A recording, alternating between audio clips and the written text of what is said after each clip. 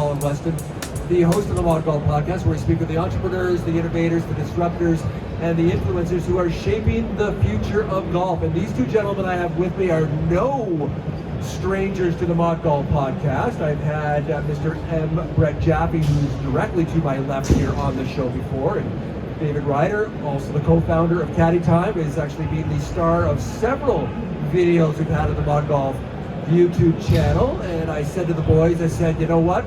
Got some time here on the live stage, shooting some video. Why don't you come on down? And of course they said, no, we're really busy. No, they managed to squeeze me into their hectic schedules here. So let me start welcoming David and Brett back to the Mod Golf Podcast in Orlando at the PGA Show 2024. Gentlemen, welcome. Good to see you. We are so happy to be here, Colin. Thank you for having us. That's right. Nowhere I'd rather be. Yeah. I'd rather be right here, right now with you. Excellent. Wow. Jeez. Okay, we're done here. It's only going to go downhill as far as the compliments go from now on. So hey, for all the audience, the people that are... Here's for that favorite thanks, one, buddy. thanks. Okay. That's on camera now. People can see that. So for the few people in the golf world, well, the 7 billion people on the planet, and very few that don't know what Caddy Time is and why you do it, I'll let you guys arm wrestle see who wants to tell the world what Caddy Time is and all the good things that you do. Wow, that is a great question, Colin. Here. Jeez, like more tips than I got when I was caddying for you guys. Caddy Time is Uber for golfers and caddies, right? I mean, everyone is enjoying their golf round, but not everyone gets to enjoy a caddy. And now Caddy Time is everywhere. We're in 35 countries, and if you want to add a caddy, it's as simple as downloading the app and punching it into the app, and we can bring a qualified caddy, affordable caddy, right to your round. Love it, love it. And I know you and I have actually known each other for 3 years now, since I came with that show right after COVID when there was like 38 people here, including you and I. It was much easier. It wasn't quite that bad. And David, I just had the pleasure of meeting you in person last year at the show. So David, I'm going to turn it over to you. Since I last talked to you in person, even though I did see you in the summertime at an event up in Canada there, that was awesome. But let's say the last 6 months. Beautiful up there. That was so cool. Tell you, one of the best things ever. That golf course, oh my goodness. That was amazing. Yeah. So I'm going to ask you, what's new with Caddy Time? Where have you guys? How have you progressed?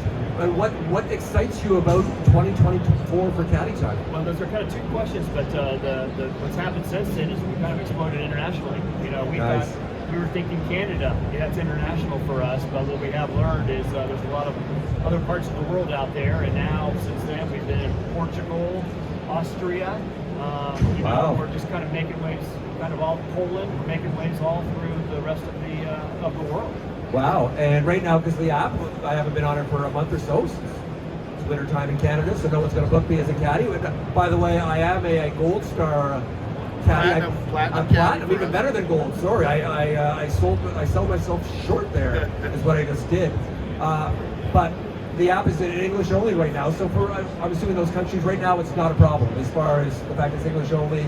You're still doing very well in those countries. Yeah, they've actually requested it. It's been kind of we didn't expect that, but they actually want the app in only English. And Brett can allude to exactly the reasons for that, but that was kind of an interesting thing for us. We do have the availability for some other languages, and we can do that, but they're actually asking us not to. The thought is, if you play golf in Europe, right, and then you speak English too, and they want it as a litmus test too. We want caddies who speak English also. That makes sense. For us, it was their idea. We went with it. And I'm sure for your technology build and expense and resources, doing nothing is the least expensive solution, right? It is, but actually we're about to roll out an Arabic version of it, and we're about to roll out a French version of it. So it's not difficult for us to change languages in this environment, and we're going to do that. But right now, English has been the most successful language we've had it in, and we've embraced it. Interesting. I know you two both live, breathe, and eat, sleep caddy culture, everything caddy all the time. How about golf crazy countries like Japan and Korea? Is there any type of, I don't know, I'm asking, but is there any type of caddy culture there at all? Most definitely. Tell me about that. Most definitely. I mean, not only is there a caddy culture, but most rounds in those communities, Japan especially, are caddy. Yes. So really, it is a bigger struggle for caddy time in those Asian markets where the caddy is already a standard part of the round. Right. Where we're absolutely experiencing our growth is in the parts of the world where caddies are 1%, 2%, 10% of the rounds, because that means that 90 to 99% of the people aren't getting access to a caddy, and that's where Caddy Time comes in. Right, and a little bit I know about Asian caddy culture, what I've seen, especially high-end resorts, most, if not all the caddies are women. They're not necessarily giving advice. It's more of a hostess type of a position I can Yes. see at that position. So that's already established. So I guess my question would be, do you see any future then getting into those golf crazy markets, or because the caddy culture is different, that you're best to focus your resources on some of the European and South American countries that you guys are already starting to hit some inroads with? I know Brett gave you one of these. That's a great question, Colin. You know what? So I figure that maybe. I noticed that you're paying in this colored money that's Canadian, and you're American. There's got to be a story how you. Is this the money I actually got for you guys in Vancouver and brought it to Toronto? That is and paid correct. Back to That is Orlando? correct. We're just And giving now your money back. We're just giving the money back. This is literally paying it forward.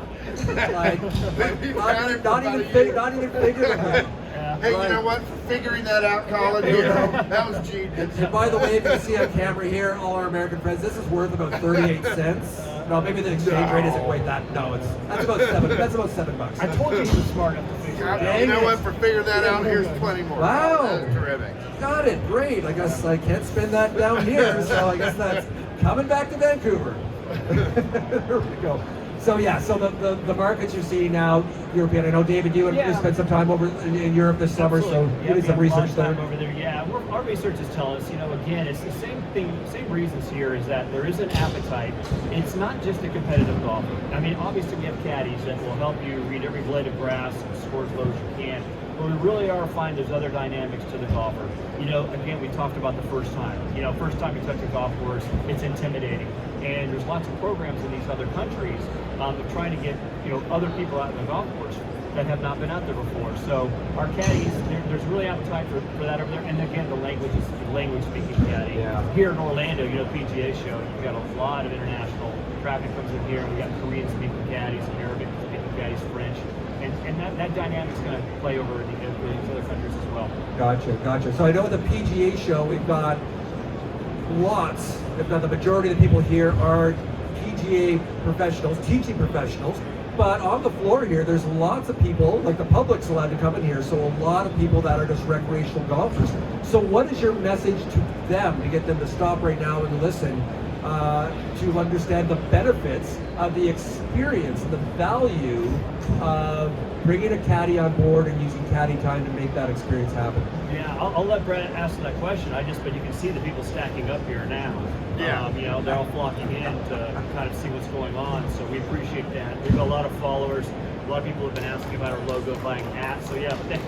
Adding a caddy is wonderful. Yeah. It is an enhancement to your golf round, and if you have never added a caddy, you're missing the boat.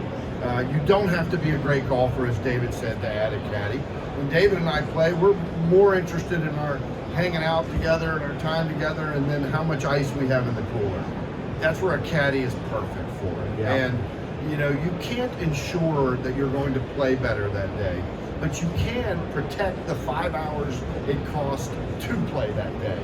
And that's what we do. We add a caddy, which makes sure that no matter how we play, we're gonna have a great time.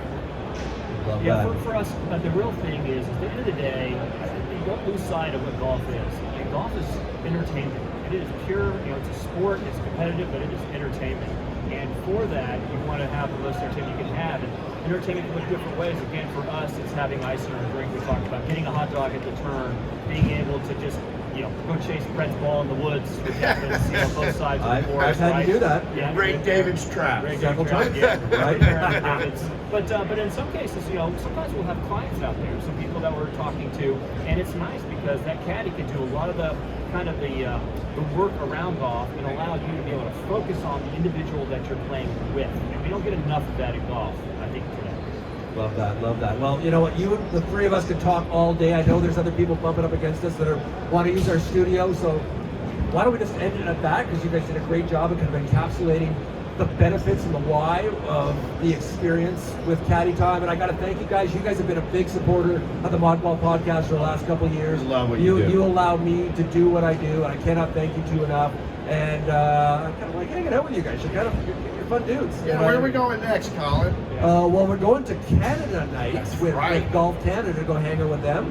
And hopefully later this week, we'll get on the golf course where because David has to redeem himself, as Brett and I won last year on the 18th hole, made a birdie. So David hasn't slept well since that. David has to pay for the caddy. I'm going to keep this now. Dang it!